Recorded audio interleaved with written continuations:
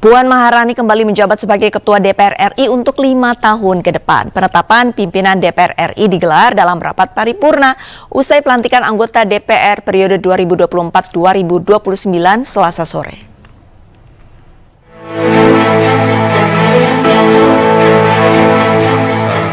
Puan Maharani kembali didapuk sebagai Ketua DPR periode 2024-2029.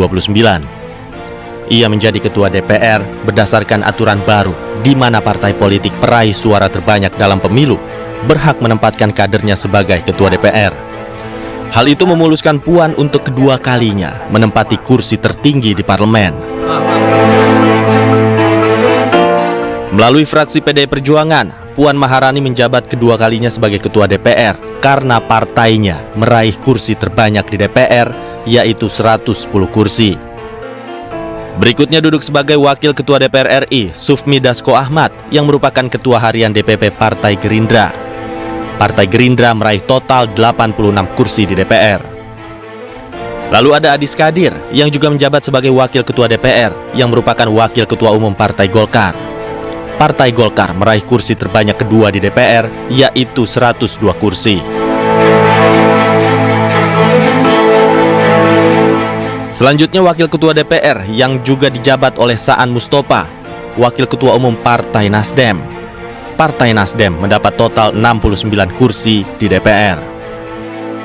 Dan terakhir ada Cucun Ahmad Syamsurijal, yang juga sebagai Wakil Ketua DPR dan merupakan Wakil Ketua Umum Dewan Tanfis PKB.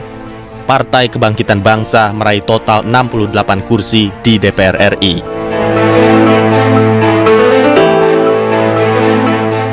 Usai ditetapkan, mereka mengucapkan sumpah jabatan dipimpin oleh Ketua Mahkamah Agung.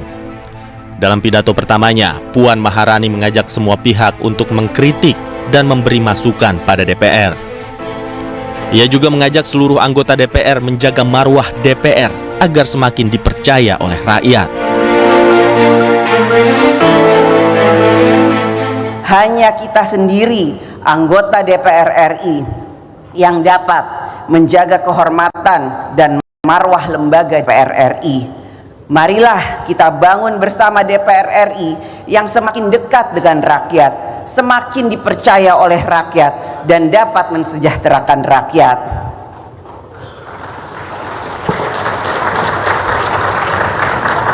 Pada kesempatan ini, atas nama seluruh anggota DPR RI, kami juga mengundang partisipasi dari seluruh komponen masyarakat, media massa, pers, kaum intelektual, akademisi, mahasiswa, LSM, ormas, dan lain sebagainya untuk ikut memberikan masukan, pandangan, dan kritik terhadap berbagai kebijakan negara yang akan diambil.